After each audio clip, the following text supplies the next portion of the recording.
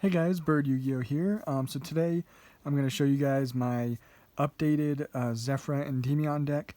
It's going to be a major update from my last profile I did, because when I did that one we had True King of All Calamities. We even had Destrudo, so I did it, quite a while ago, so I wanted to do an update. This is actually the 60 card variant. It's my favorite way to play most pendulum decks, and especially this one. But yeah, before I get into that, make sure you guys check the link in the description for my Patreon. I have some awesome deck profiles up there that are going to be exclusive only to Patreon, so you can check that out. I also have a video kind of behind the scenes showing you guys my setup here. But yeah, and then I also just wanted to shout out and say that I have a bunch of decks coming up here in the next few weeks. I have Lunalight, Shadalls, Pendulum Magicians, Draco Slayers, Necros deck, Zombie, Time Thief, Orchist, Danger Orchist deck. So a lot of awesome stuff coming up. So stay tuned for that, and let's get right into this one. So we'll start with our Zefra monsters. The best one to open with by far is Zefrath. You play 3 of him. You're usually not going to be summoning him. He's just going to be your pendulum scale, because then you can just put a Zefra pendulum monster from your deck face up in your extra deck. So that sets up a nice pendulum summon for you, and one of the best ones for that. And his scale becomes the scale of the monster you send. So usually the one I want to do is Zefra Nui, because when Zefra Nui is pendulum summoned, you can add a Zefra or Yang Zing spell and trap from your deck to your hand. So free search. He's level 6, really nice card. And then for the other Zefra monsters, you play one of each. Zefraxi is nice. You can target when he's pendulum summoned or special summoned from the main deck. You can target a Zefra or Yang Zing you control, and it's treated as a tuner. So I find usually it's when I summon him, it's going to be making Zefra Nui a tuner. So you get a level 6 tuner to go into some really cool synchro plays. We have Zefra Windy. She's just really good because normal or pendulum summoned, you can add a face-up Zefra from your extra deck to your hand. So as you know, with pendulum summoning, it's still restricted to link zones or the extra monster zone.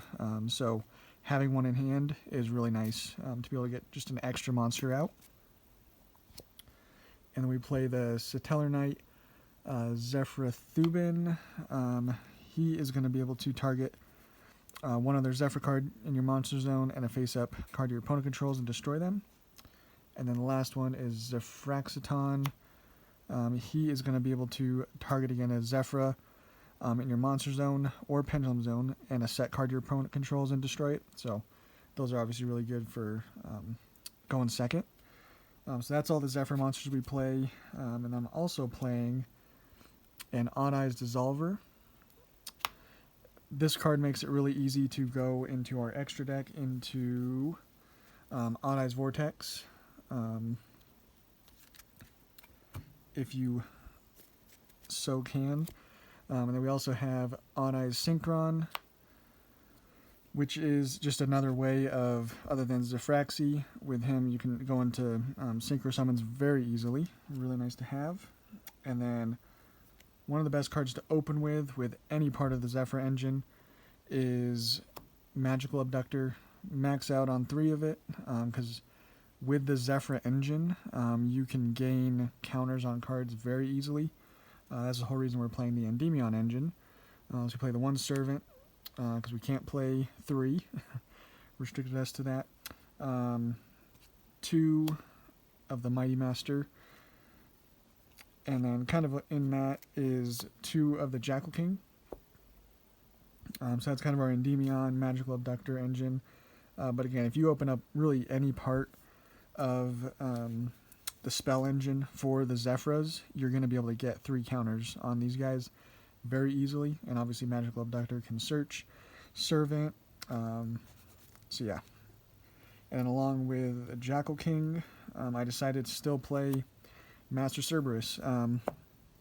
I know if it gets hit, it's like a neg big time. So, but it still is, if it goes through, extremely good. And you have to put it in your pendulum scale. So,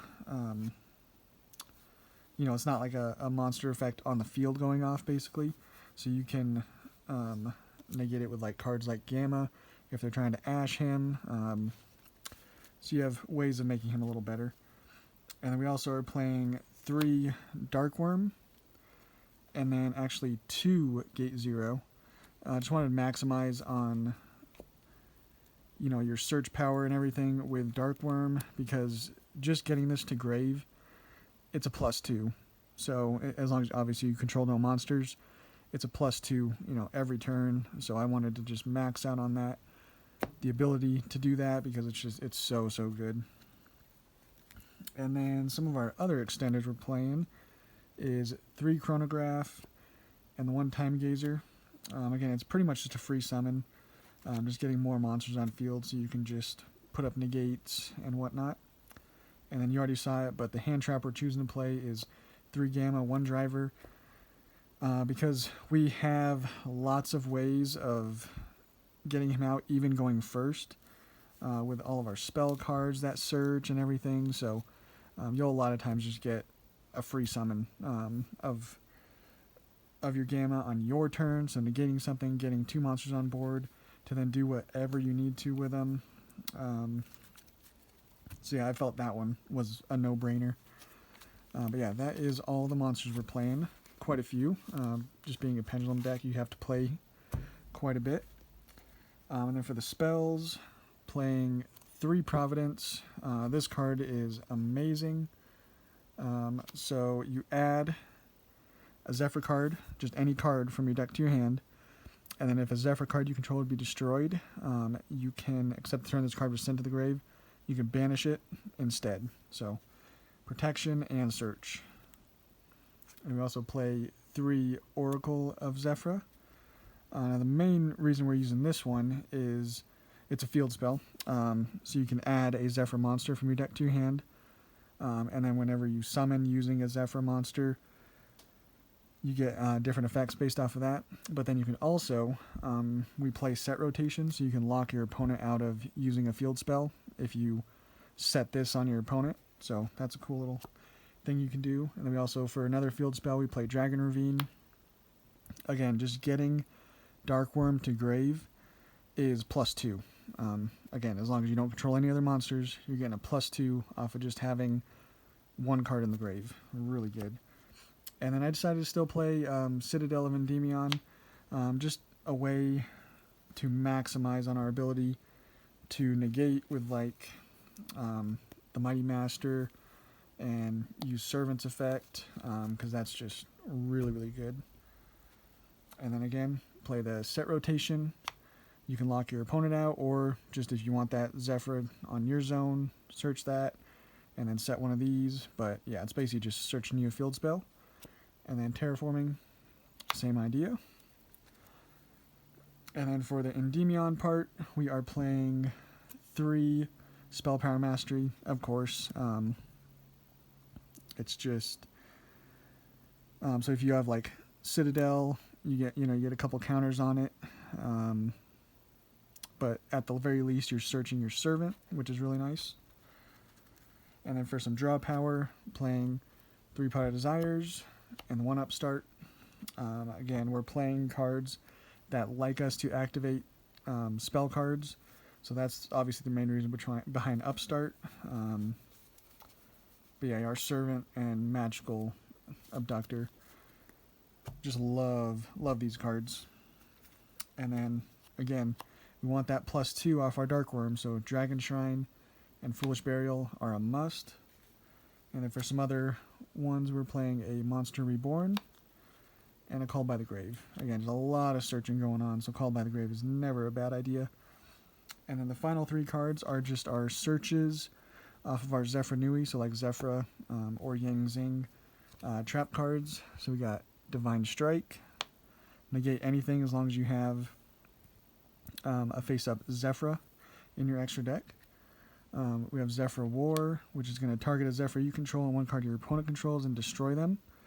And if you have 2 Zefra cards in your pendulum zone, you can activate this from hand. But again, if you're destroying, you can use Zefra Providence to protect a Zefra monster you control. So you're just destroying a monster your opponent controls. Pretty cool. And then the last one is 9 Pillars. Again, just a really nice negate card. If you have like a Yang Zing, either Zefra card or a Yang Zing Synchro. So that is the main deck. Again, we went with 60. There's so many good cards you can play in this that 60 is not a problem at all. For the extra deck, we're playing Zefra Metaltron. Kind of a cool one to play. We play the IP Masquerena, Nightmare Phoenix, Nightmare Unicorn. All good to use, going second, or IP Masquerena Unicorn on your opponent's turn. And then playing a Crusadia Avermax.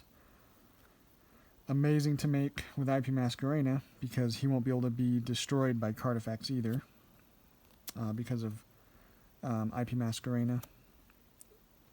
And we play Saryuja, and then an Appaloosa and Boral Sword are both very easy to make with this deck with all of our extenders that we have.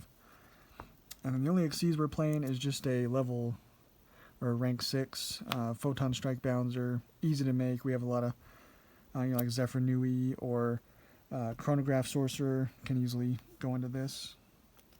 We play the Odd Eyes Vortex in the rare case that we can make him. And then for our synchros, we got a level 6 in Metaphys Horus because when you use a pendulum monster to synchro summon into him, your opponent chooses one monster they control, and they give control of it to you. So that's just kind of crazy. And then our 7s for going first, we got Dawn Dragster for going second. Yazi is really good. And then our 8 is Borlode Savage. And then our 9 is Chaofeng. So I'd say this is probably the easiest one, other than like Borlode, because of the Gamma package. But yeah, that is the deck, guys. Again, it's been a while since I did an update to this one, and it's just a really fun deck.